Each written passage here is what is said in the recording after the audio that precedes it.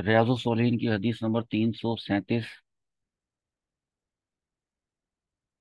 337 आज हम पढ़ेंगे। और इसका हवाला सही बुखारी शरीफ में हदीस नंबर 4251 है। यही हदीस सुनन तिरमिजी में भी है, और सुनन तिरमिजी में ये 1904 पर यह हदीस मौजूद है। इमाम तिरमिजी इस हदीस को लेकर आए हैं, तो एक तवील हदीस में से एक हिस्सा उन्होंने उठाया है, जिसमें हजरत बरा बिन आजिब रदी अल्लाह अन्हुमा से रिवायत है कि नबी अकरम सल्लल्लाहु अलैहि वसल्लम ने फरमाया, खाला माँ की दर्जे में है, यानी खाला का दर्जा माँ के बराबर है।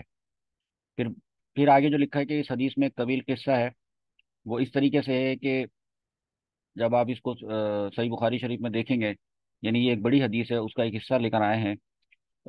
वो इस तरह से है, और पूरा किस्सा तो हम अभी आपको नहीं बताने लगे, लेकिन इस हदीस में क्योंकि बात चल रहा है रिश्तेदारों से, करीबी रिश्तेदारों से हुस्न सलूक का बयान, तो अब पूरी हदीस तो ये जो आ रही है, ये रिश्तेदारों के मुतालिक तो नहीं, अलबत्ता इसके अंदर रिश्तेदारों से मुतालिक, और पहले पिछली जो हदीस गुजरी थी जिसके अंदर जो उन्होंने अपनी कनीज को आज़ाद कर दिया था, और फिर रसूलुल्लाह सल्लल्लाहु अलैहि वसल्लम ने ये फरमाया था कि अगर तुम इसको अपने मामू को दे देती तो वो ज़्यादा बेहतर होता, क्योंकि तुम्हारे मामू जो है वो इसके ज़रूरतमंद थे। गोया के ननिहाल वालों की तरफ इशारा था। इसी सही बुखारी की तवील हदीस में जो इमाम नववी रहमतुल्लाह ताला अलैह ने इंतखाब किया है, वो ये दरअसल हदीसों का मजमुआ है। तो इसमें से जो हदीस इमाम नववी रहमतुल्लाह ताला अलैह रियाजुस्सॉलिहीन में लेकर आए हैं, और इमाम तिरमिजी ने भी इसमें से इतना हिस्सा लिया है, और वो ये है कि हुजूर सल्लल्लाहु अलैहि वसल्लम ने फरमाया कि खाला माँ के दर्जे में होती है। तो ये आपने सही बुखारी इस वक्त आप देख रहे हैं, और अब आप सुनन तिरमिजी देख रहे हैं, ठीक है। और रियाजुस्सॉलिहीन में हमारे पास इस हदीस के यही अल्फाज हैं, अनिल बरा इब्न आसिब रज़ियल्लाहु अन्हुमा अन नबी सल्लल्लाहु अलैहि वसल्लम क़ाला अल खालतु बिमंजिलतिल उम्मी। खाला उम्मी, उम्मी का मतलब होता है माँ, माँ के मंजिलत में है। अच्छा, फिर ये हदीस, इसका शान वरूद क्या है, ये भी आपको बताते हैं, और खाला की अहमियत। और ज़ाहिर सी बात है यहाँ खाला की अहमियत बयान की गई है, और खाला चूँकि ननियाल के रिश्तेदारों में से होती है, वालदा की बहन होती हैं, और इसके अलावा भी तो बहुत सारे रिश्ते होते हैं, जैसे फुप्पी भी होती हैं। तो फुप्पी को तरजीह नहीं दी, बल्कि खाला को तरजीह दी इस हदीस के अंदर। तो इसकी क्या हिकमत है और क्या मसलहत है, ये अभी आपको इस अगले इसमें बताते हैं आपको इंशाअल्लाह तवज्जो। आप तवज्जो से सुने, और कोई काम की बात अगर आप लिखने के लिए महसूस करें तो आप उसको लिख लें। काम की तो सारी बातें हैं। देखें, हुजूर अकरम सल्लल्लाहु ताला अलैहि वसल्लम ने ये जो इरशाद फरमाया ना कि खाला जो है वो माँ के दर्जे में है, यहाँ पे जो ये इरशाद फरमाया है, तो ऐसा क्या है। बात दरअसल ये है कि जो खाला होती है, जो माँ की जो सिस्टर होती हैं, वो बच्चे पर उसी तरह मेहरबान होती हैं कि जिस तरह माँ मेहरबान होती है। खास तौर पर खाला शफकत और मेहरबानी में वो माँ की तरह होती है। अब किसी की खाला अगर मिसाल के तौर पे वो ऐसी ना हो, तो जाहिर सी बात है हुजूर सल्लल्लाहु ताला अलैहि वसल्लम ने तो जनरल बात फरमाई है कि अक्सरियत ऐसी होगी। और खाला जो है वो माँ की तरह बच्चे को उसी तरह से पालती है। अगर पालने का मौका मिले, उसकी रहनुमाई फरमाती है, जो उसके फ़ायदे की चीज़ होती है वो खाला करती है, वो बिल्कुल माँ जैसा रोल प्ले करती है। हजरत अब्दुल्ला इब्ने अमर बिन आस रजी अल्लाह ताला अन्हु से एक हदीस आपको मैं रिवायत बताता हूँ कि एक शख्स रसूलुल्लाह सल्लल्लाहु अलैहि वसल्लम की खिदमत में हाजिर हुआ और अर्ज़ की कि या रसूल अल्लाह, मैंने बहुत बड़ा गुनाह कर लिया है, तो क्या मेरी तौबा हो सकती है। तो हुजूर सल्लल्लाहु अलैहि वसल्लम ने पूछा कि क्या तुम्हारी माँ जिंदा है। उस शख्स ने अर्ज़ किया कि नहीं या रसूल अल्लाह, मेरी वालदा तो इंतकाल कर चुकी है। तो फरमाया कि फिर क्या तुम्हारी कोई खाला है। तो उसने अर्ज़ किया कि जी हाँ, मेरी खाला है। فرمایا کہ پھر ٹھیک ہے تم جاؤ اور ان کے ساتھ اپنی خالہ کے ساتھ اچھا سلوک کرو، کیونکہ جو خالہ ہوتی ہے وہ ماں کے حکم میں ہوتی ہے۔ واقعہ کچھ اس طرح سے کہ حضور صلی اللہ تعالی علیہ وآلہ وسلم کے چہیتے چچا حضرت سیدنا حمزہ رضی اللہ تعالیٰ عنہ، جن کو کہ بے دردی سے شہید کر دیا گیا تھا، تو جب وہ شہید ہو گئے تھے تو ان کی جو لواحقین تھے، تو ان میں ان کی ایک چھوٹی صاحبزادی بھی تھی، اور چھوٹی بچی کا نام تھا امامہ۔ تو جب وہ انتقال کر گئے تو ظاہر سی بات ہے وہ بچی کسی کے زیر پرورش تو آنی تھی، اور وہ دور، اس دور کو آپ محسوس کریں کہ وہ والا دور تھا کہ اس سے جسٹ پہلے والا جو دور، عربوں پر جو ان کی جہالت کا دور گزرا تھا، جس میں چھوٹی بچی کو جو ہے وہ پیدا ہوتے ہی جو ہے وہ زندہ دفن کر دیا جاتا تھا، اور اس کے بعد پھر سویلائزیشن آئی، اسلام آیا اور تہذیب آئی، اور عورت کو ایک مقام دیا گیا، تو پھر جتنے بھی صحابہ کرام تھے، ظاہر سی بات ہے گویا کہ کایا پلٹ ہو گئی کہ اب بچیوں کو اور عورتوں کو عزت اور احترام ملنے لگا۔ تو ایسی صورت میں جب حضرت سیدنا حمزہ رضی اللہ تعالیٰ عنہ، جو چچا ہیں حضور صلی اللہ تعالی وسلم کی، جب شہادت سے ان کا انتقال ہوا اور ان کی چھوٹی بچی، اس کی پرورش کا معاملہ آیا، تو تین صحابہ کرام جو ہے وہ کھڑے ہو گئے اور انہوں نے کہا کہ یا رسول اللہ، ہم جو ہے وہ اس بچی کی کفالت کریں گے۔ حضرت علی اس میں شامل تھے، حضرت سیدنا جعفر رضی اللہ تعالیٰ عنہ، اور حضرت سیدنا زید بن حارثہ رضی اللہ تعالیٰ عنہ، تینوں۔ بلکہ حضرت علی رضی اللہ تعالیٰ عنہ نے تو آگے بڑھ کر بچی کو گود میں اٹھا لیا کہ مجھے کرنے دیں اس کی پرورش۔ یہ وہ کایا پلٹ ہے کہ پہلے زمانے میں، اس سے پچھلے زمانے میں بچیوں کے ساتھ ایسا سلوک کیا جاتا تھا، اور اب یہ وہ زمانہ آیا کہ جب ایک بچی ہے اور اس کا وارث جو ہے وہ انتقال کر چکا ہے، تو لوگ جو ہے وہ اس بچی کی کفالت کرنے کے لیے آگے بڑھ رہے ہیں، اور ثواب کے لیے، اپنی آخرت، دنیا اور آخرت بہتر بنانے کے لیے تین دعوے دار جو ہے وہ کھڑے ہو گئے۔ تو حضرت علی رضی اللہ تعالیٰ عنہ نے عرض کی کہ یا رسول اللہ صلی اللہ علیہ وسلم، یہ میری چچا زاد بہن ہے۔ چچا زاد بہن ہے نا حضور صلی اللہ تعالی وسلم کی ہوئی نا وہ، کیونکہ حضرت علی رضی اللہ تعالیٰ عنہ کے والد صاحب کا نام تو ابو طالب، اور ابو طالب جو ہیں وہ ان کے بھائی حضرت حمزہ رضی اللہ تعالیٰ عنہ کے، یعنی اب والد کے بھائی یعنی چچا، اور یہ ان کی بیٹی تو یہ چچا زاد بہن، اور ایسے ہی حضرت جعفر صادق رضی اللہ تعالیٰ عنہ، وہ بھی انہی کے حضرت ابو طالب کے بھائی اور حضرت سیدنا حمزہ کے بھائی رضی اللہ تعالیٰ عنہ اجمعین۔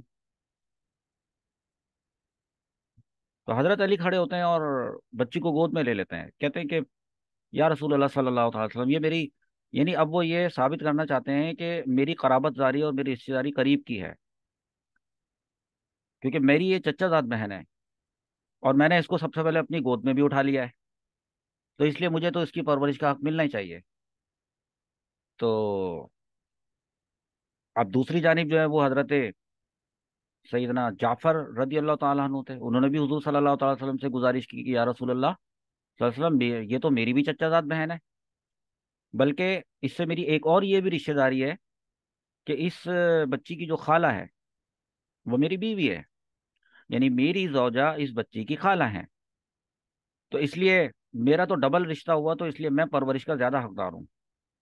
جو تیسرے صحابی تھے حضرت سیدنا زید بن حارثہ رضی اللہ عنہ، انہوں نے عرض کی کہ یا رسول اللہ صلی اللہ علیہ وسلم، جو حضرت حمزہ ہیں یہ میرے دینی بھائی ہیں، اور ان کی شہزادی ہے، تو میں اسلامی اخوت کے تحت جو ہے وہ میں چاہتا ہوں کہ میں اس کی پرورش کروں۔ حضور صلی اللہ تعالی وسلم نے ان تینوں صاحبان کی بات سنی توجہ سے، اور پھر ایک کے حق میں فیصلہ کیا۔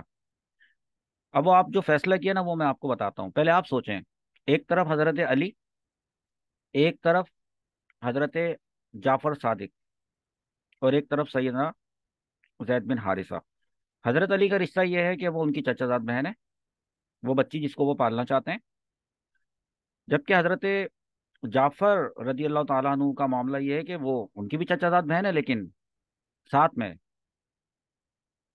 ان کی جو زوجہ ہیں وہ اس بچی کی خالہ ہیں۔ اور پھر وہ جو تیسرے صحابی ہیں ان کا ویسے کوئی خونی رشتہ نہیں ہے۔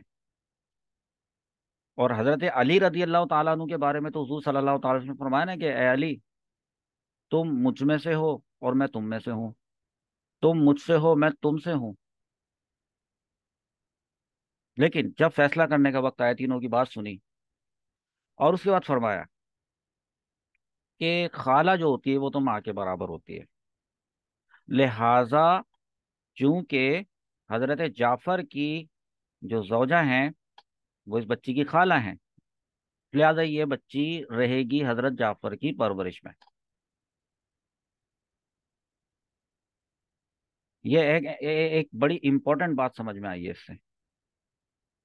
ٹھیک ہے، اگر پرورش کا کوئی ایسا مسئلہ کبھی انسانوں کی زندگی میں آتا ہے تو وہ مفتیان کرام سے جو ہے وہ رہنمائی حاصل کر سکتے ہیں کہ اگر ایک طرف پھپھی ہو، پھپھی بھی اپنے بھتیجوں کو بہت پیار کرتی ہیں، اور کہیں خالہ زیادہ کرتی ہیں، کہیں پھپھی زیادہ کرتی ہیں، لیکن حضور صلی اللہ تعالیٰ علیہ وآلہ وسلم زیادہ بہتر جانتے ہیں، تو انہوں نے یہ فیصلہ کیا۔ اور حضرت جعفر بن ابی طالب کو یہ پرورش کا حق دیا کہ ان کی زوجہ جو ہے، جو خالہ ہیں، وہ انہیں پالیں گی۔ تو فقہاء کرام اسی بنیاد پہ یہ فرماتے ہیں کہ ماں ہو گئی اور نانی ہو گئی، ان کے بعد جو ہے نا وہ اگر کسی بچی کو پرورش کا حق دیا جائے گا تو خالہ کو دیا جائے گا۔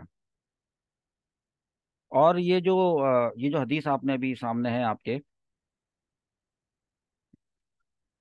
تو اس حدیث میں اس بات پر بھی دلیل ہے کہ خالہ کو جو ہے نا وہ پھپھی پر ترجیح دے دی گئی ہے۔ ویسے آپ دیکھیں، یہ جو بچی ہے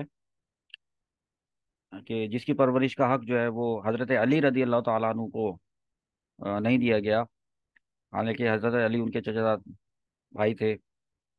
حضرت جعفر صادق رضی اللہ تعالیٰ عنہ کو دے دیا گیا، وہ بھی چچا زاد بھائی تھے، لیکن اصل میں تو اس لیے دیا گیا کہ ان کی زوجہ کے حوالے کیا گیا نا، ان کی زوجہ خالہ تھی۔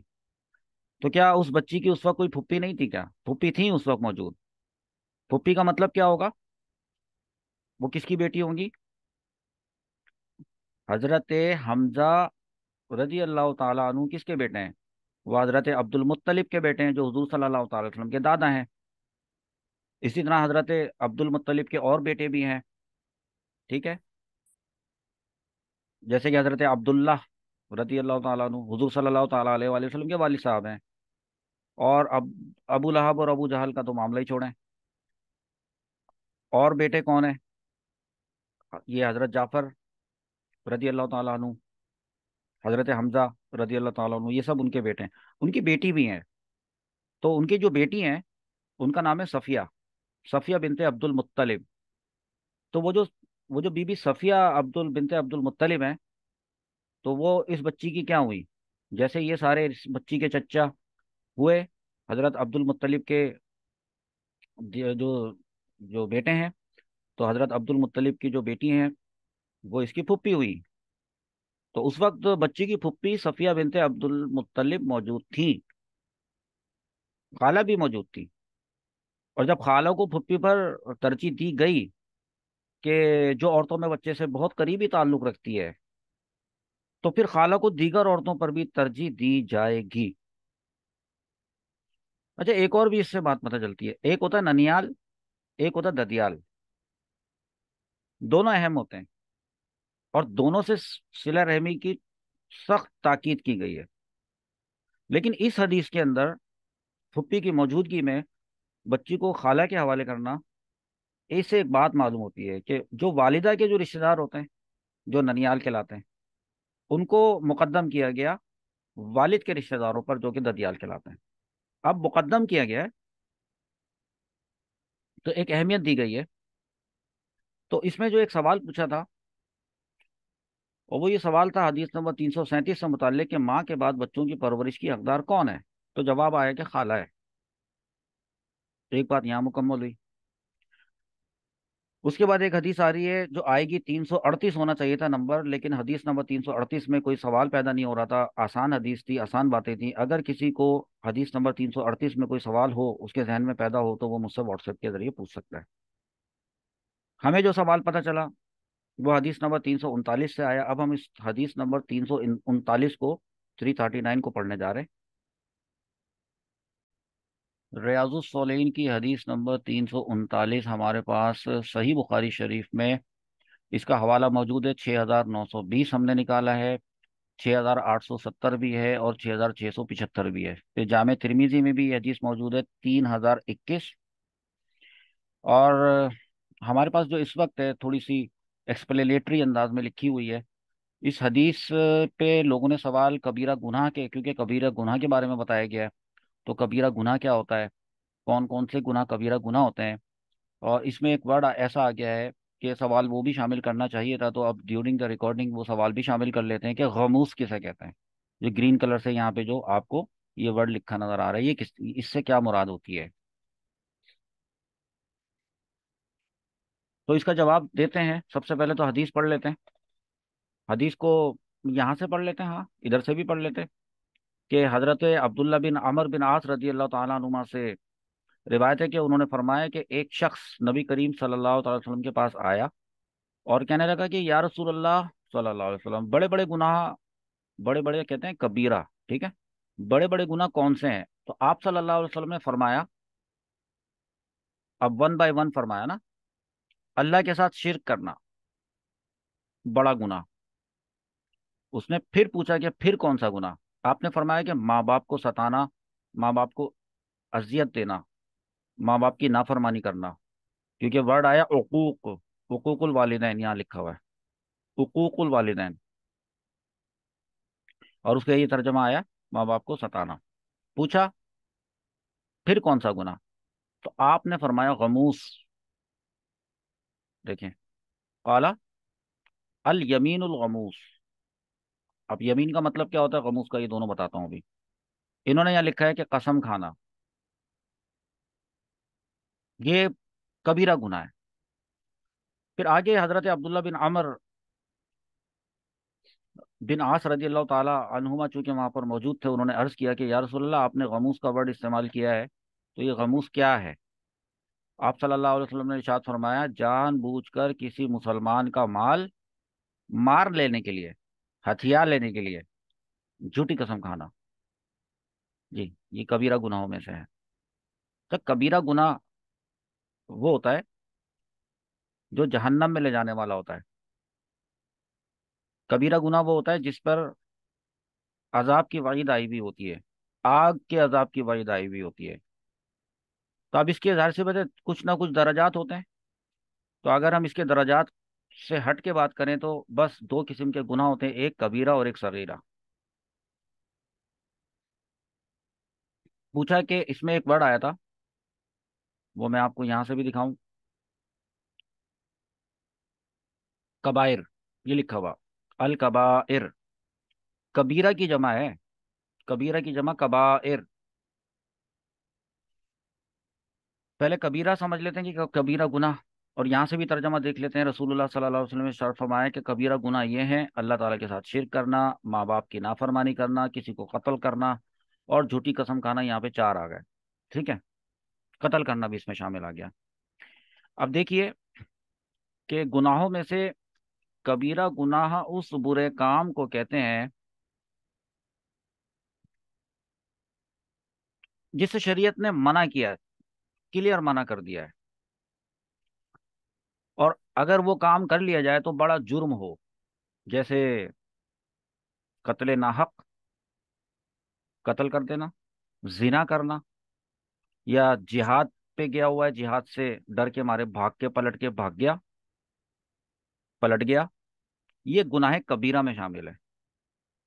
वैसे तो हर नाफरमानी ये कबीरा गुनाह होती है, हर वो गुनाह जिस पर आग के अजाब की वईद है, लानत है, कि लानत फरमाई गई है कि ऐसा करेगा तो लानत है ऐसे लोगों पर, वो भी कबीरा गुनाह है।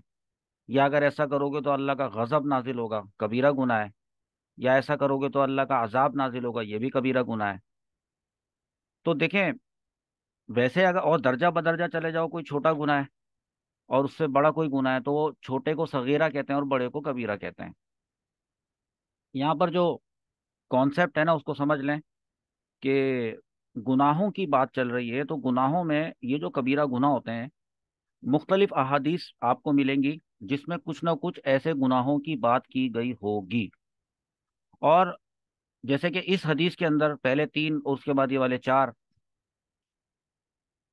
कुछ कुछ दूसरे भी हैं, एक और हदीस भी है कि हुजूर सल्लल्लाहु ताला अलैहि वसल्लम फरमाया कि सात हलाक करने वाली चीजों से बचो। तो अब जाहिर सी बात है, उसमें जो सात चीजों का जिक्र किया होगा वो हलाक कर देने वाली हैं, तो इसका मतलब है वो कबीरा गुनाह है। तो सवाल ये पैदा होता है कि शरीयत में हमें जिन कामों से रोका गया है सख्ती के साथ, इंतहाई सख्ती के साथ, तो वो कौन कौन से गुनाह हैं? तो मुख्तलिफ अहादीस से अगर निकाला जाए ना, 19 गुनाह बनते हैं जो कुरान और हदीस से कबीरा गुनाह की फहरिस्त में आते हैं। अब वो 19 गुनाहों की फहरिस्त जाहिर सी बात है आपको लिखे हुए फॉर्म में, ये सारा जितने भी जवाब दिए जा रहे हैं रिटन फॉर्म में, आपको एक ना एक दिन जब ये लिखे जा चुके होंगे, टाइप हो चुके होंगे, तो आपको भेज देंगे। तो तब तक के लिए तो आप बस अभी मेरी आवाज़ पे ही सुन के लिख लें, पॉज कर करके लिख लें। अभी नहीं, लाइव क्लास के दौरान तो कुछ भी ना लिखें, जब रिकॉर्डिंग देख रहे हो। जैसे मिसाल के तौर पे अभी ये आपको चार गुना अभी पता चल गए। अल्लाह ताला के साथ शिर्क करना सबसे बड़ा गुनाह ये है, सबसे बड़ा जुल्म ये है, और सबसे बड़ा गुनाह है कबीरा ये है। कबायर का जो उसकी सुपरलेटिव डिग्री है वो ये है। तो जो दूसरी एक हदीस है ना, जो हुजूर सल्लल्लाहु ताला अलैहि वसल्लम ने ये फरमाया है कि सात हलाक करने वाली चीजों से बचो, तो उनमें वो सात चीजें क्या हैं वो भी जरा देख लेते हैं, ताकि हम अपनी 19 की जो 19 कबीर गुनाह कबीरा की जो फहरिस्त है उसको कंप्लीट कर सकें। तो पहले वो सात कौन सी है? नंबर एक, वही बात, अल्लाह ताला के साथ किसी को शरीक करना, ये पहला। नंबर दो, किसी मुसलमान को नाहक कत्ल करना, या बल्कि मुसलमान नहीं बल्कि किसी को भी नाहक कत्ल करना, किसी को भी नाहक, जिसको कत्ल करना अल्लाह ताला ने मना किया है, जिसको कत्ल करना अल्लाह ताला ने हराम किया है, उसको कत्ल कर देना नाहक। ये दो तो पहले आ गया शिर्क, दूसरा आ गया कत्ल, और तीसरा हो गया जादू करना, चौथा सूद लेना देना, सूद।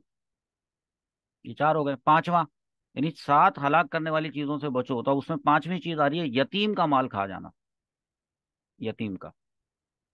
और छठी चीज है जिहाद से पीठ फेर कर भागना। सातवीं चीज है पाक दामन मुसलमान नेक औरत पर जिना की तोहमत लगाना, जिसने जिना ना किया हुआ हो उस पर जिना की तोहमत लगाना, ये गुनाह कबीरा में शामिल है। सजाओं की बात नहीं हो रही कि किसको कितनी सजा मिलेगी, ये भी सातवीं बात बताई है कि पाक दामन औरत पर जिना की तोहमत लगाना। हाँ अलबत्ता ये जो सातों बातें बताई हैं, कुछ कुछ गुनाह ऐसे होते हैं जो ताज़ीर के हुक्म में आते हैं और उस पर सजा मिलती है दुनिया के अंदर। जैसे इसमें आया था कि अगर किसी ने किसी को नाहक कत्ल कर दिया तो जाहिर सी बात है बदले में उसको कत्ल किया जाएगा, इसको किसास कहते हैं। तो किसास में उस कातिल को कत्ल किया जाएगा। गुनाह कबीरा का तो वो मुर्तकिब हुआ, साथ में उसको ये भी सहना पड़ा कि अब उसको कत्ल होना पड़ेगा खुद को। ये जो मैंने अभी सात बताए थे, इसमें शिर्क तो आया इस हदीस के मुताबिक का, इसमें कत्ल तो आया जो इस हदीस के मुताबिक का है, लेकिन दो चीजें नहीं आई। माँ बाप की नाफरमानी वाली बात नहीं आई, साथ हलाक करने वाली चीजों में, और झूठी कसम खाना नहीं आया,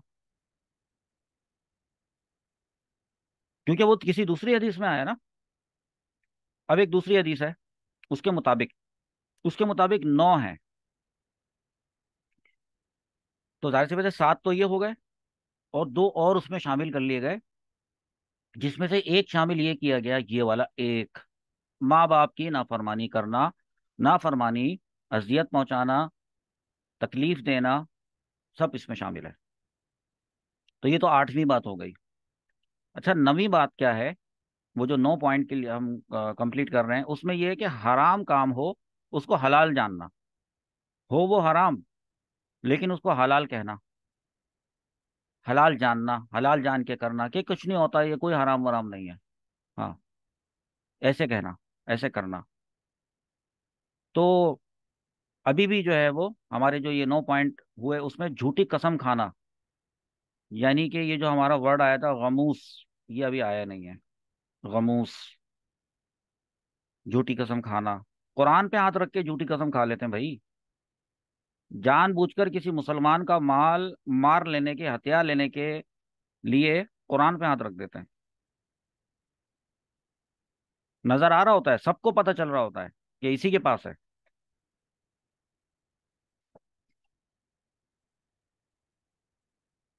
لیکن جھوٹی قسم کھا لیتے ہیں۔ یہ ہوئے 9۔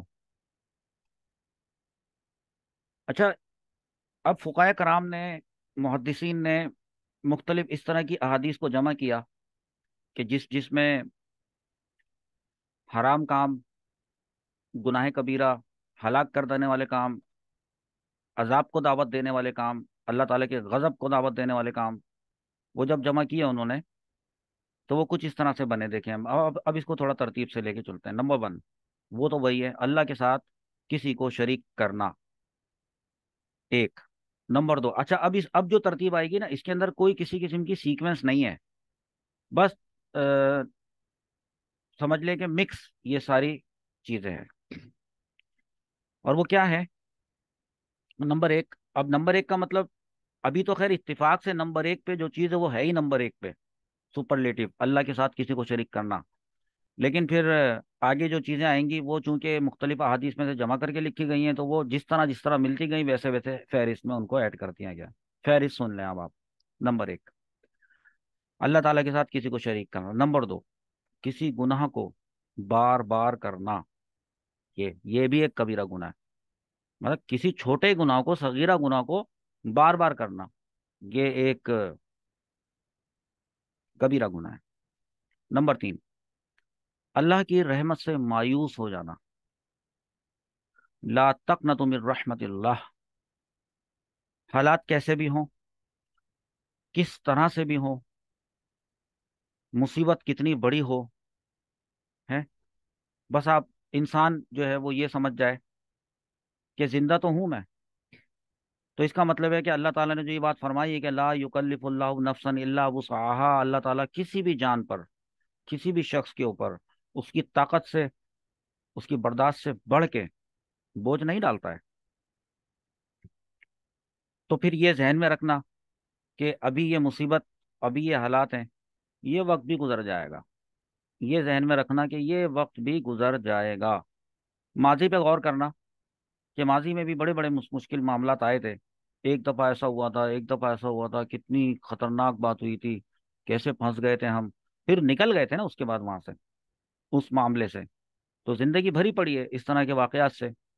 تو کبھی بھی کوئی کمزور لمحہ ایسا نہ ہے کہ اللہ کی رحمت سے اگر شخص مایوس ہو جاتا ہے، ڈپریشن میں چلا جاتا ہے، اور پھر ڈپریشن کہاں لے جاتا ہے اس کو؟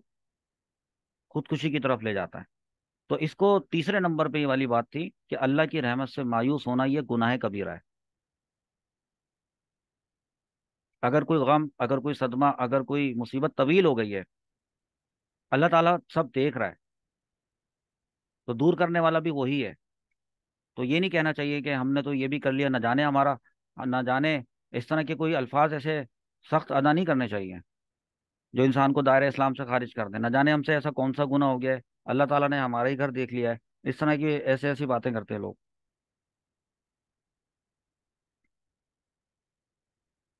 تو یہ تین تین تین گناہ گنوائے گئے۔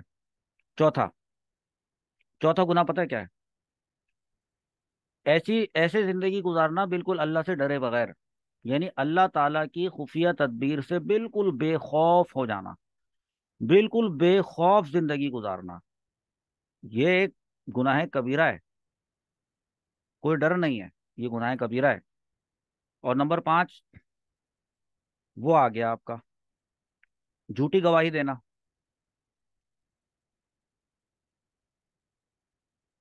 अगर कभी किसी की झूठी गवाही पकड़ी जाए ना कि इस शख्स ने ये गवाही दी थी फलाना काजी के सामने खड़े होके, तो ऐसा शख्स जो है वो मरदूद शहादत कहलाता है।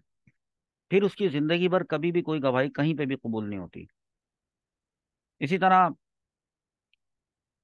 जो छठी बात आई है वो है पाक दामन शादीशुदा पर तोहमत लगाना। अब यहाँ पे चूंकि शादीशुदा का वर्ड आया है, लिखा हुआ है, तो इसलिए मैंने आपको बता दिया है।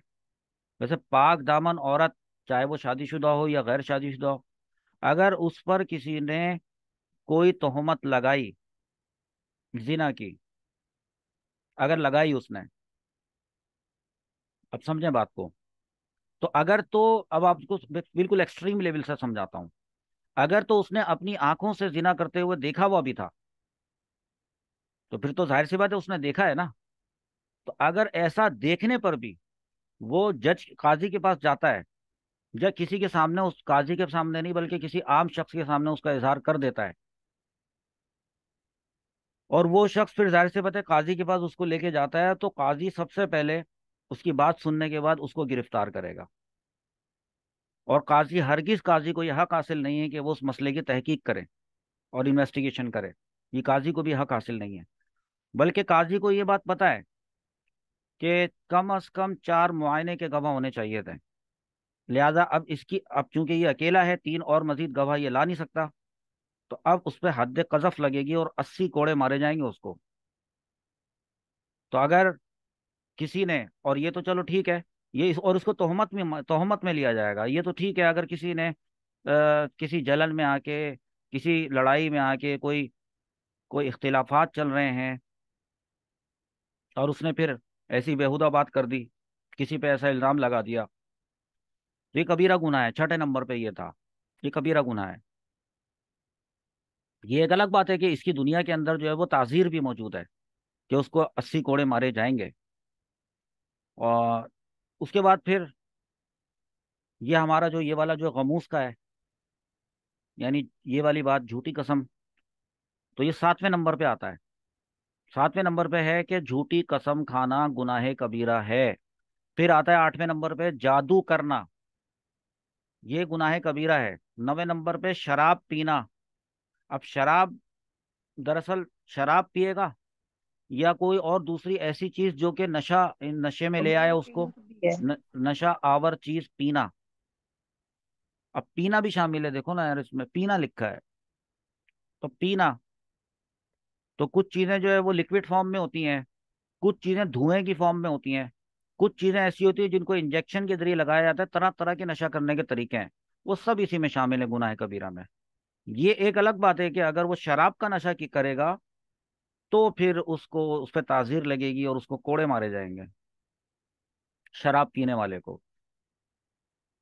नशा तो गुनाह कबीरा था, लेकिन ये देख लिया जाता है शरीयत के अंदर कि वो नशा उसने कौन सा वाला, किस चीज से किया था। अच्छा, ये 9 बातें भाई हो। ये वाला करना है। 10वां जो है वो है यतीम का माल जुल्मन खा लेकिन लेना। भाई ये जुल्मन, यानी ये होता है एक जुल्म। यतीम लावारिस हो जाता है बेचारा, उसका बाप चला जाता है, वो नाबालिग होता है, उसके बाप ने उसके लिए जो जायदाद या जो माल छोड़ा हुआ होता है, तो जो उसके जो सरपरस्त बन जाते हैं, तो वो चूंकि उसके माल में से उसके ऊपर खर्च करते हैं, तो वो अगर जायदाद अपने नाम पे लिखवा लें या उसके माल को हड़प कर जाएं, वो जब बड़ा हो तो उसको पता चले कि वो तो जीरो पे खड़ा है, और उसके बाद में उसको पता चले कि मेरा बाप तो मुझे, मेरे पास मेरे लिए ये कुछ छोड़ के गया था, ये मेरे चच्चा ने खा लिया। ऐसे बहुत से केसेस हैं, जायदादों पे कब्जा करके बैठे हुए हैं। वो चच्चा ताया ही होते हैं, चच्चा है या ताया है। बहुत ज्यादा अमीर हैं, एक भाई देखो तो बहुत ज्यादा गरीब है। दादा की जायदाद के ऊपर मामला चल रहे हैं। ये बिल्कुल समझ में ना आने वाली बात है। क्या कब्र में लेके जाएंगे ये सारी चीजें? केसेस चल रहे हैं कोर्ट के अंदर, वहां पे जाके झूठ बोल रहे हैं, क्या करेंगे? हालत ये है कि जिन मकानात पे उन्होंने कब्जा किया हुआ है, اس میں سکون کا ایک لمحہ ان کو میسر نہیں ہے، حالت یہ ہے۔ بیماریوں نے ہر طرف سے گھیرا ہوا ہے، حالت یہ ہے۔ جہاں پہ یہ یتیم کا مال ہڑپ کر کے بیٹھے ہوئے ہیں، وہاں پہ دوسری جانب کہیں کوئی ایسا گناہ کر بیٹھے ہیں، کہیں ایسا کوئی جرم کر بیٹھے ہیں کہ کوئی ان کو مستقل بلیک میل کر رہا ہے، اور بلیک میل کر رہا ہے کہ میں بتا دوں گا سب کو، تو اس ہتھیار ہے ان سے پیسے۔ ایک طرف سے یتیم کا مال ہتھیار ہے تو دوسری طرف ویسے نکل رہا ہے۔ عقل نہیں آ رہی، لیکن لڑکیوں کے جہیز کھا کے بیٹھے ہوئے ہیں، پورے پورے جہیز رکھ کے بیٹھے ہوئے ہیں، اور جھوٹ بول رہے ہیں کھڑے ہو کے کہ وہ ہم نے تو واپس کر دیا تھا، یا ہے ہی نہیں، یہ تو جہیز لے کر ہی نہیں آئی تھی، وغیرہ وغیرہ۔ تو کیا کرو گے، کہاں لے کے جاؤ گے؟ آگ ہے جی۔ اچھا آگ ہے تو اس سے لوگ جو ہے نا وہ ڈرتے بھی نہیں ہیں، یہ والی بات سن کے کہ یہ جہنم کی آگ ہے، اس سے تو کوئی ڈرتا ہی نہیں ہے، جب تک ان کو یہ نہ بتاؤ کہ تم ایسے لوگ جو ہے وہ جو کسی کا مال ہڑپ کرتے ہیں، جو کسی پہ ظلم کرتے ہیں، وہ جو ظالم لوگ ہوتے ہیں، وہ عموماً یہ دیکھا گیا ہے کہ بستر پہ پیشاب پوٹی کرتے ہوئے مرتے ہیں، کہ ان کی اولاد بھی جو ہے نا وہ ان کا سہارا نہیں بن پاتی، فالج ضرور ہوتا ہے ان کو، یہ دیکھا گیا ہے۔ نہیں، چلیں اس پہ میں زیادہ کیا بات کروں۔ اللہ تعالیٰ جو ہے ایسے ظالموں کے ظلم سے محفوظ فرمائے، جو ظلم کر کے بیٹھے ہوئے ہیں اور مال ہتھیایا ہوا ہے، اور اوپر سے جو ہے وہ مسلمان کا مال ہتھیانے کے لیے جھوٹی جھوٹی قسمیں کھا کھا کے تھک گئے ہیں، قرآن اٹھا اٹھا کے تھک گئے ہیں، کہ مطلب یوں کہنا چاہیے کہ قرآن اٹھانے پر بھی ان کو کوئی شرم نہیں ہے، کیا اللہ تعالیٰ کے آگے وہ منہ دکھائیں گے؟ تو اس سے بھی کسی کو ڈر نہیں لگ رہا کہ اللہ تعالیٰ کے آگے تو ابھی تو بہت وقت پڑا ہے، کروڑوں سال بعد قیامت آئے گی، جی نہیں، یہ تو سوچ ہے آپ کی، اگلے لمحے کا پتہ نہیں ہے۔ ہاں،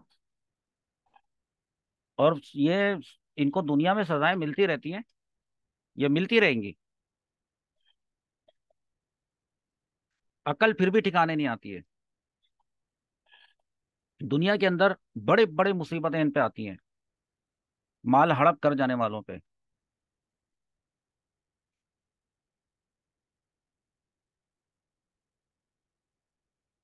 یہ 10ویں بات تھی، 11ویں بات ہے سود کھانا،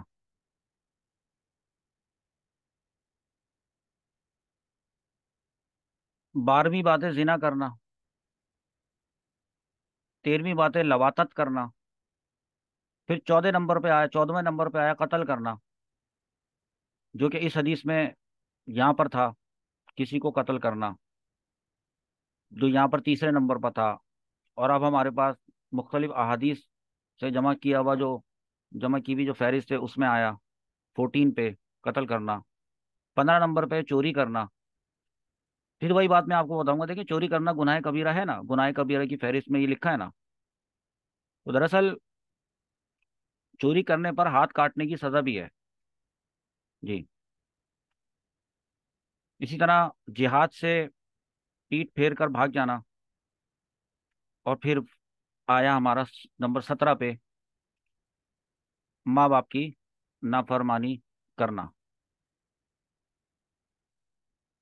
تو یہ جو گناہ ہے، ان سے نیک مسلمان ایسے گناہ کرنے کا تو سوچ بھی نہیں سکتا ہے، گمان بھی نہیں کر سکتا ہے کہ وہ ایسا کرے گا، کہ اللہ کے ساتھ شریک کرے گا، قتل کرے گا، جادو کرے گا، سود کھائے گا، یتیم کا مال کھا جائے گا، وہ سوچ بھی نہیں سکتا ہے کہ وہ ایسا کرے گا کہ جہاد پہ اگر اس کو جانے کا موقع مل جائے تو وہاں سے پیٹ پھیر کے بھاگ جائے گا۔ بھائی جاتے بھی یہ نیت تھی کہ میں تو شہید ہو گیا، شہید ہی ہو جاؤں گا، جان چھوٹے اس دنیا سے، اور اللہ کی بارگاہ میں پہنچوں گا اس حال میں کہ میں شہید ہوں گا، کہ سارے گناہ میرے معاف ہو چکے ہوں گے۔ پاک دامن مسلمان عورتوں پر زنا کی تہمت لگانا تو دور کی بات ہے، جو جن کا پتہ ہے ان پہ زنا کی تہمت نہیں لگاؤں گا۔ والدین کی نافرمانی، بتایا نا اس دن، ہر وقت پریشان رہتے ہیں، ہر وقت پریشان رہتے ہیں، والدین کو پریشان کرتے ہیں، دوسری جانب ہر وقت پریشان رہتے ہیں، باپ کے سامنے اونچی آواز سے بات کرتے ہیں نا، تو معاشرے کے اندر باہر نکل کے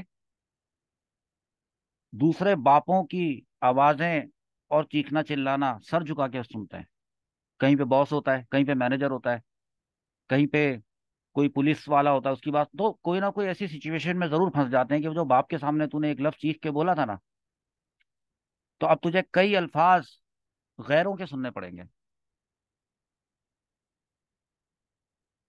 وہ ساری اکڑ تیری وہاں نکل جاتی ہے، نکل رہی ہے. تو اللہ تعالی ہمیں ان تمام کبیرہ گناہوں سے ہمیشہ کے لیے، ہماری نسلوں کو بھی ہمیشہ کے لیے محفوظ فرمائے. ایک سوال اس میں یہ قائم ہوا ہے کہ جھوٹی گواہی دینے والے کی جو ہے وہ سزا کیا ہوتی ہے. اگر کسی شخص نے جھوٹی گواہی دی ہے تو اس کو کیا سزا دی جائے گی؟ اب ویسے تو اس میں بہت سارے جو ہے وہ جرائم آئے تھے، جو بیچ بیچ میں نے آپ کو بتایا ہے کہ قتل کرنے والے کو قصاص کی صورت میں قتل کر دیا جائے گا قاتل کو، اور چوری کرنے والے کو کے ہاتھ کاٹ دیے جائیں گے، شراب پینے والے کو کوڑے مارے جائیں گے، زنا کی تہمت پہ حد قذف لگے گی 80 کوڑے، اس کو مارے جائیں گے. اب ایک ہوتا ہے دیکھیں جھوٹی گواہی. جھوٹی گواہی یہ تو بالکل ایکول لیول کا گناہ ہے. شرک جتنا جتنا بڑا شرک ہے نا اللہ تعالیٰ کے ساتھ کسی کو شریک کرنا، تو بالکل اس سے ایکول لیول کا یہ گناہ ہے. اور یہ بات میں نے پتہ ہے کس وجہ سے بتائی کہ ایکول لیول لیول کرنے والا میں کون ہوتا ہوں؟ قرآن پاک میں آ، ابھی یہاں پہ دکھانا بھی چلو چھوڑو بعد میں، اب ویسے ہی سن لیں آپ. یہ سورہ حج ہے، اس کی آیت نمبر 30 اور 31. سورۃ الحج کی آیت نمبر 30 31. اس میں اللہ تعالیٰ نے فرمایا فَاجْتَنِبُوا الرِّجْسَ مِنَ الْأَوْثَانِ، دور رہو بتوں کی گندگی سے. وَاجْتَنِبُوا قَوْلَ الزُّورِ، اور بچو جھوٹی بات سے.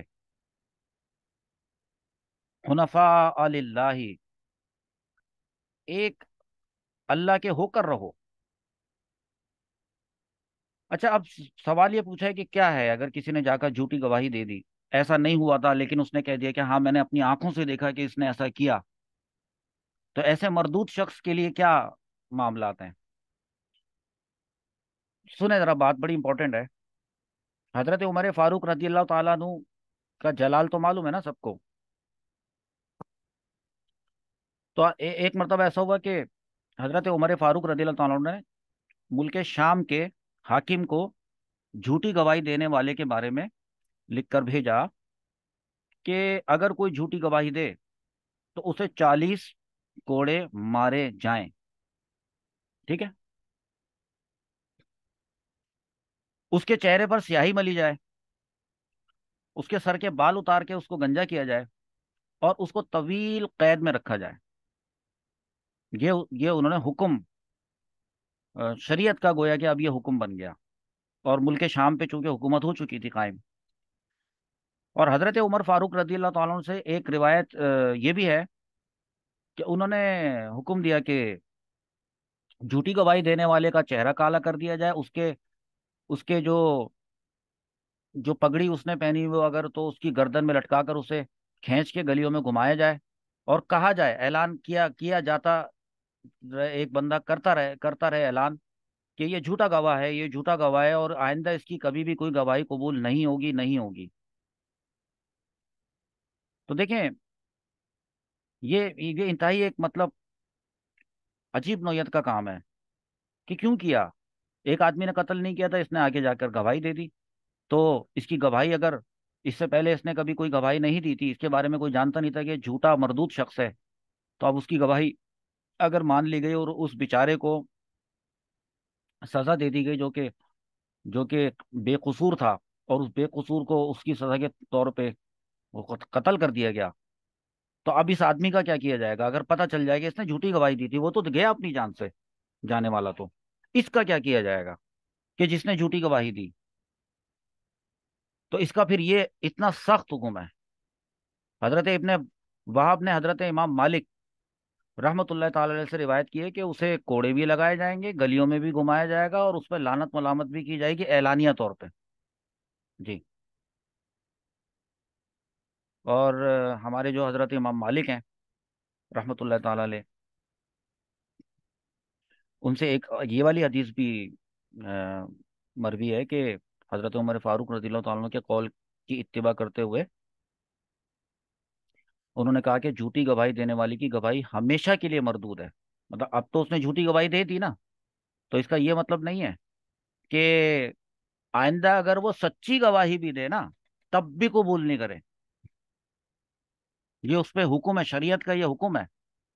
اب وہ نہ تو کسی نکاح میں گواہ بن سکتا ہے، نہ وہ کسی بھی معاملے کے اندر قاضی کے سامنے کھڑے ہو کے گواہ بن سکتا ہے.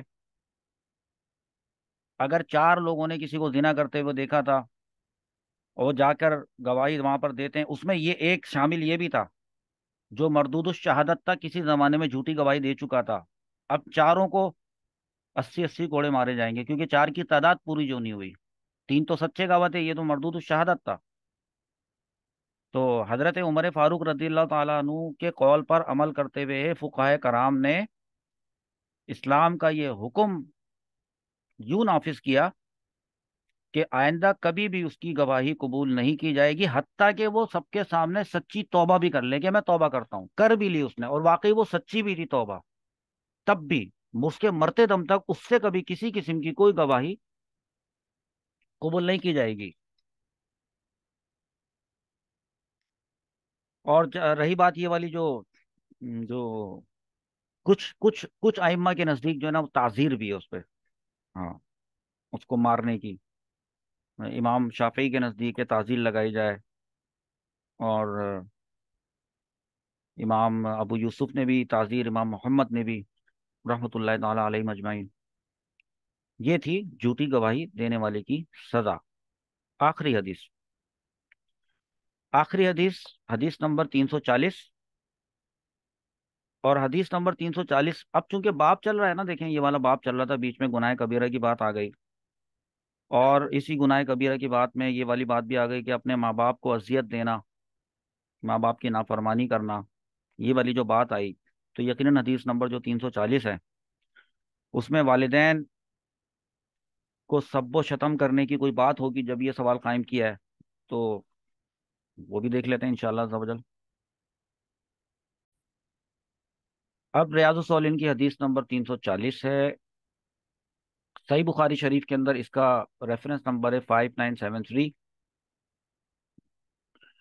اور یہی حدیث جو ہے وہ صحیح مسلم شریف میں بھی ہے 263 نمبر پہ، وہ میں آپ کو یہاں پہ دکھا دیتا ہوں. اور یہاں سے اس کو پڑھتے ہیں کہ حضرت سیدنا عبداللہ بن عمر بن عاص رضی اللہ تعالیٰ عنہ سے روایت ہے کہ رسول اللہ صلی اللہ علیہ وسلم نے فرمایا، کبیرہ گناہوں میں سے ہے گالی دینا اپنے ماں باپ کو. صحابہ کرام نے عرض کیا کہ یا رسول اللہ، کیا کوئی گالی دیتا ہے اپنے ماں باپ کو؟ آپ صلی اللہ علیہ وسلم نے ارشاد فرمایا، ہاں دیتا ہے. کوئی گالی دیتا ہے دوسرے کے باپ کو تو پھر وہ جواب میں گالی دیتا ہے اس کے باپ کو، اور کبھی یہ گالی دیتا ہے اس کی ماں کو تو جواب میں وہ دیتا ہے گالی اس کی ماں کو. تو گویا کہ یہ اپنے والدین پر گالی کا سبب بننے والا ہوا. یہ حدیث یہاں پر بھی موجود ہے صحیح بخاری میں 5973. اور وہی حضرت عبداللہ رسول اللہ صلی اللہ علیہ وسلم سے بیان فرماتے ہیں کہ انہوں نے فرمایا، یقیناً سب سے بڑے گناہوں میں سے یہ ہے کہ کوئی شخص اپنے والدین پر لعنت بھیجے. پوچھا گیا، اب دیکھیں الفاظ مختلف ہے نا یہاں پہ، ادھر ایسا ہی آیا تھا، یہاں پر جو آپ کی جو ریاض الصالحین کتاب ہے نا وہ یہاں پر اسی طرح سے آیا تھا. پہلے تو یہ والی گالی والی بات کہ من الکبائر شتم الرجلی، شتم، اور یہ دو سبا یا سبو یہ والی بات، اور یہ تو متفقن علیہ تھی. تو اس کا مطلب ہے صحیح بخاری کے الفاظ ہیں، صحیح مسلم کے الفاظ ہیں، اور ساتھ میں وفی روایت، اب یہ تیسری بات ہے جس میں لعنت والی بات ہے، این یلعن الرجل والدیہ. یہ ہمیں یہاں پر جو اب ہم پڑھنے جا رہے ہیں یہاں پر کہ یقیناً سب سے بڑے گناہوں میں سے یہ ہے کہ کوئی شخص اپنے والدین پر لعنت بھیجے. تو اب لوگ سننے والے تجسس میں پڑ گئے. عرض کیا گیا، یا رسول اللہ، کوئی شخص اپنے ہی والدین پر کیسے لعنت بھیجے گا؟ تو نبی کریم صلی اللہ علیہ وسلم نے فرمایا کہ وہ شخص دوسرے کے باپ کو برا بھلا کہے گا تو دوسرا بھی اس کے باپ کو برا بھلا کہے گا اور اس کی ماں کو برا بھلا کہے گا. یہاں سے آپ کو بات سمجھ میں آئی ہے؟ تو یہ حدیث جو ہے نا، اس میں بات کی دلیل ہے کہ اگر کوئی شخص کسی چیز کا سبب بنے، یا آپ یہ دیکھ رہے ہیں نا، تو اس کے سبب بننے کی وجہ سے اس چیز کو اسی کی طرف منسوخ کیا جائے گا. جبھی تو ماں باپ کو گالی دلوانے کا سبب بننے والے کو یہ کہا گیا کہ وہ حقوق والدین، وہ جو بھی لفظ آیا تھا ماں باپ کی نافرمانی، اس میں شمار کیا گیا نا، کہ کسی کے بھی ماں باپ کو تم نے کیوں گالی بکی. یہ کوئی عقل مندی کا کام تو نہیں. والدین جیسی عظیم ہستی ہے، اس کو تو ایسا ہی، ان کو تو ایسا ہی شخص گالی دے سکتا ہے نا جس کے اندر مطلب جو بے غیرت ہو. یعنی یہ لفظ یہاں پہ دوسرے الفاظ تھے تو میں نے اس کے لیے زیادہ اچھا، کیونکہ غیرت نہیں ہوتی جس کو بے غیرت کہتے ہیں. کیونکہ یہاں پر صاف صاف یہ لکھ دیا ہے، کوئی یہ نہ سمجھے، انہوں نے فرما دیا ہے کہ کوئی اپنے والدین کو براہ راست نہیں دیتا گالی. لیکن دیتے تو ہوں گے نا دوسرے. یہاں پہ یہ بات ہے، وہ براہ راست ڈائریکٹلی اپنے والدین کو گالی نہیں بک رہا ہے، بلکہ وہ انہیں گالی دینے کا سبب بن رہا ہے. ہاں. یہ صحابہ کرام کا وہ والا دور، اس وقت کے جاہل عرب اپنی بیٹیوں کو زندہ دفن کر دیا کرتے تھے. ایسے ایسے پتھر دل لوگ، ایسے پتھر دل لوگ تھے وہ لوگ، جی، جن کے سامنے یہ حدیث حضور صلی اللہ تعالی علیہ وسلم بیان فرما رہے ہیں کہ اپنے ماں باپ کو گالی مت بکو. کس کے سامنے؟ اتنے پتھر دل لوگ تھے سامنے، کیونکہ سارے تو مسلمان نہیں ہوتے تھے نا. صحابہ کرام موجود ہیں، ٹھیک ہے، صحابی نے یہ حدیث بیان کی ہے، لیکن جو لوگ وہاں پر تھے جنہوں نے یہ پوچھا کہ وہ پتہ ہے کون لوگ تھے؟ وہ ایسے لوگ تھے، صحابہ کرام بھی موجود تھے، دیگر افراد بھی تھے. انہوں نے پوچھا کہ حضرت یہ بتائیے کہ کوئی اپنے والدین کو گالی کیسے دے سکتا ہے؟ یعنی وہ اس بات کو ناممکن سمجھتے تھے، ایسے پتھر دل لوگ بھی، کہ کوئی کیسے دے سکتا ہے. تو پھر ان کو بتایا جی گیا.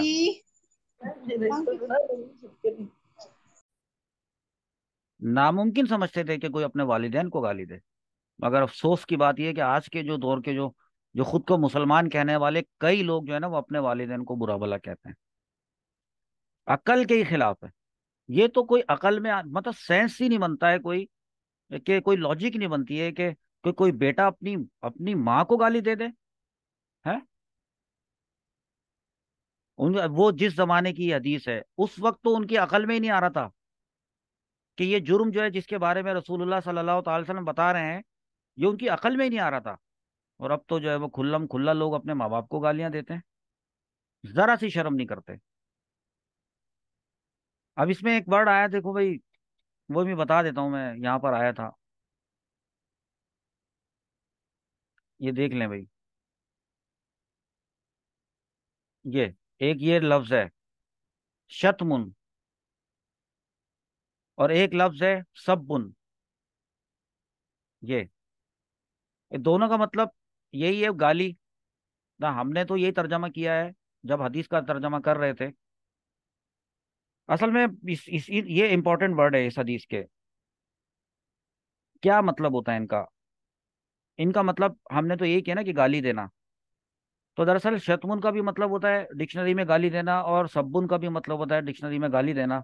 کبھی گالی دینے کے لیے سبن کا ورڈ استعمال ہوتا ہے، کبھی شتمن کا، کبھی شتمن کا، کبھی سبن کا. یہ دونوں ایک دوسرے معنی میں استعمال ہوتے رہتے ہیں، لیکن تھوڑا فرق ہے اس میں، اس کو سمجھ لیں. سبن، سبن، سببا یسببو، سبا یسبو. تو اس کا جو مطلب ہوتا ہے نا، وہ ہر قسم کے برا کہنے کو کہتے ہیں. مطلب صرف گالی ہی تو نہیں ہوتی نا، کسی کو برا کہنے کے لیے صرف گالی تو نہیں ہوتی نا، اس کی برائی بیان کرنا. بغیر گالی کے بھی تو برائی بیان کی جا سکتی ہے نا. تو بغیر گالی کے بھی اگر برائی بیان کی جائے، وہ سبن میں آ جائے گی. جی، فلانا تمہاری برائی کر رہا تھا، سبن. فلانا نے تمہارے بارے میں ایسا ایسا کہا، اگر اس میں گالی کا لفظ نہیں ہے تو سبن. تو لہذا ہر قسم کی برائی، ہر قسم کی برائی کرنا، یہ تو ہو گیا سبن. لیکن جب شتمن ہوگا نا، شتمن، تو اس کا مطلب ہے گالی کا لفظ. وہ لفظ، بہت سے لوگوں کو بہت ساری گالیاں آتی ہیں، بہت سے لوگوں کو مختلف زبانوں کی گالیاں آتی ہیں.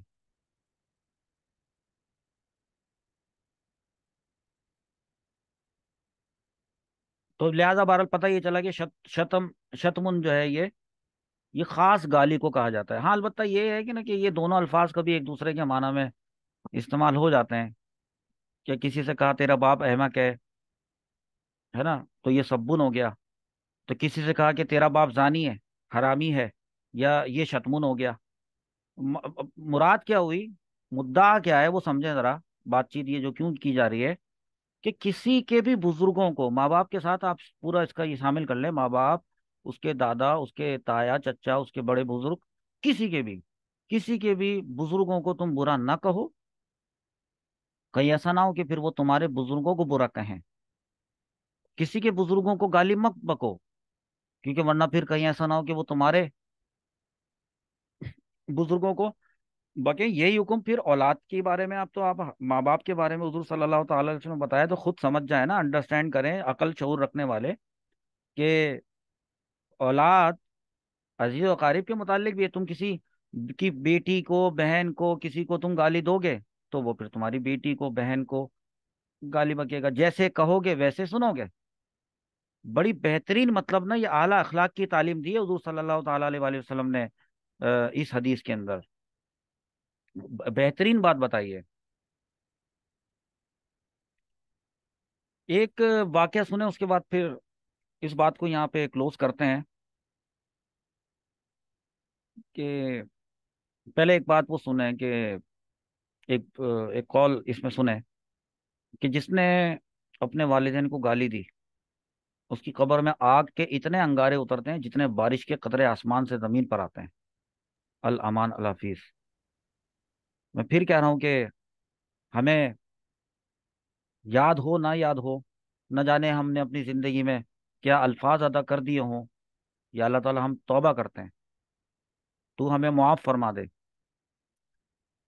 اور اگر ہم کسی آزمائش میں مبتلا ہیں، اور وہ آزمائش ہمارے کسی گناہ کے سبب سے ہے، اور ہم ایسا سمجھ رہے ہیں کہ ہم پر یہ بلا وجہ کی آزمائش ہے، تو یا اللہ تعالیٰ اس بات پر بھی، ہم اپنے اس ایسا سمجھنے پر بھی توبہ کرتے ہیں، تو ہمیں معاف فرما دے، اور ہم سے وہ آزمائش دور فرما دے جو ہمارے کسی گناہ کے سبب سے ہم پر ہے، اور ہمارا وہ گناہ بھی معاف فرما دے۔ ایک بزرگ ہیں، ان کا ایک قول ہے، وہ فرماتے ہیں کہ حضرت سیدنا عوام بن حوشب تبا تابعی ہیں، وہ فرماتے ہیں کہ ایک مرتبہ میں کسی محلے سے گزرا، اور اس محلے کے کنارے پر تھا ایک قبرستان۔ تو میں نے دیکھا کہ اس میں سے ایک قبر کھلی، یعنی پھٹی، اس کا جو اوپر کا حصہ ہے، تو اس میں سے ایک آدمی نکلا۔ اس کا سر جو ہے نا گدھے جیسا تھا، بس سر اس کا گدھے جیسا تھا، باقی سارا جسم انسان کا تھا، اس کا جو سر تھا وہ گدھا تھا، گدھے جیسا تھا۔ اور پھر وہ گدھے کی طرح جو ہے نا رینکنا شروع کر دیا، جیسے گدھا چیختا ہے، ڈھینچو ڈھینچو کرتا ہے۔ کہنے میں اس کو دیکھ کے ڈر گیا، وہ 3 مرتبہ چیخا وہ، اس کے بعد واپس چلا گیا، قبر میں چلا گیا، قبر بند ہو گئی۔ کہنے میں حیران پریشان ہوا کھڑا، یہ سوچنے لگا یہ کیا دیکھا میں نے۔ تو دور میں نے ایک نظر دوڑائی، تو وہاں پر میں نے ایک عورت کو بیٹھا دیکھا، اور وہ اپنا کام کر رہی تھی، جیسے سوت وغیرہ کاٹ رہی ہوتی ہے، اون سے بن رہی ہوتی ہیں جو عورتیں۔ تو میری سمجھ میں نہیں آیا کہ میں کس سے پوچھوں کہ یہ کیا میں نے ہی دیکھا ہے، یہ کسی اور نے بھی دیکھا ہے۔ تو وہاں پر پھر میں نے کسی سے پوچھا، کسی کو پایا تو اس سے پوچھا کہ یہ کیا معاملہ ہے، کیا میں نے صحیح دیکھا ہے؟ تو ایک کسی نے بتایا ہاں بالکل آپ نے ٹھیک دیکھا ہے، ایسا ہوا، ہم نے بھی دیکھا ہے، کئی مرتبہ دیکھا ہے کہ گدھا نکلتا ہے اس قبر میں سے۔ تو انہوں نے پوچھا کہ پھر یہ کون ہے، کس کی قبر ہے، کون تھا یہ؟ تو وہ جو دور بیٹھی ہوئی خاتون تھی، اپنے گھر کے باہر بیٹھی تھی، قبرستان بھی ٹچ ہوتا تھا، تو اس نے بتایا کہ آپ اس خاتون کو دیکھ رہے ہیں، وہ جو اون پر کام کر رہی ہیں؟ اگر جی ہاں جی دیکھ رہا ہوں۔ تو اس محلے والے نے بتایا کہ یہ اسی قبر والے گدھے کی ماں ہے۔ ہاں، وہ شرابی تھا، مطلب کیا گناہ کیا کیا تھا اس نے، وہ شرابی تھا۔ شراب پی کر جب وہ رات کو گھر آتا تھا، اور ماں اس کو یہ نصیحت کرتی تھی کہ اب تو اللہ سے ڈر جا، आखिर कब तक तू इस नापाक चीज को पिएगा? तो वो जवाब देता था कि तू हर वक्त गधे की तरह ढेचू ढेचू करती रहती है, तेरा यही काम है। ये कहा उसने, ये कहता था, लोगों ने सुना, वो बता रहे हैं कि मरने से पहले वो ऐसा था। अब न जाने माँ की दुआ दिल से क्या बद्दुआ निकल गई होगी, ना भी निकली हो, माँ के दिल से बद्दुआ ना भी निकली हो। हाल क्या किया उसका, जब उसका इंतकाल हुआ ना, तो वहां के लोग बताते हैं जब से इंतकाल हुआ है ना, हर रोज, शुरू में तो ऐसा होता था कि हर रोज असर की नमाज के बाद बस ये कब्र खुलती है, तीन बाहर निकलता है गधा, नीचे से इंसान होता है, और तीन मरतबा जो है वो गधे की तरह ढेंचू ढेंचू वो चिल्लाता है, और उसके बाद कब्र बंद हो जाती है। यकीनन वो माँ भी है, तो लोगों ने राब्ता उससे किया होगा कि माफ कर दो, उसने माफ भी कर दिया होगा, अल्लाह ताला ने नहीं किया माफ। हाँ, अल्लाह ताला माफ करेगा तो माफ होगा। बस अल्लाह ताला से दुआ है कि हमें अपने वालिदैन की खिदमत करने की तौफीक अता फरमाए। अगर वो बूढ़े हैं, चिड़चिड़े हैं, अगर वो चीखते चिल्लाते भी हैं, अगरचे कि वो तंग भी करते हैं, तो हम होश के नाखून लें। वो तंग होते करते हैं तो हम तंग हो ना। जी। वो अगर चिड़चिड़ाते हैं तो हम खंदा पेशानी से सर झुका दें उनके आगे, क्या ठीक है अब्बा मार लें। तो अभी रिकॉर्डिंग हो रही है, मैं इसको, मैं तो अपने अब्बा से पिटा हूं बहुत मरतबा। बल्कि मेरी तो शादी भी हो चुकी थी ना, तो तब भी मेरे अब्बा को मुझ पर एक मरतबा किसी बात पे गुस्सा आ गया था, तो फिर मैंने अब्बा से कहा था, अब्बा आप मुझे मार लें। और मैं पिटा, मारा उन्होंने, मेरी बीवी के सामने मारा।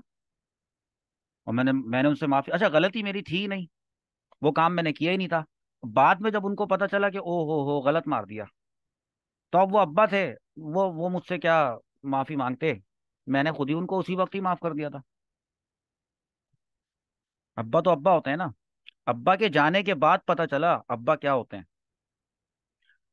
अब्बा के जाने के बाद पता चलता है बेटा कि अब्बा क्या क्या किया करते थे।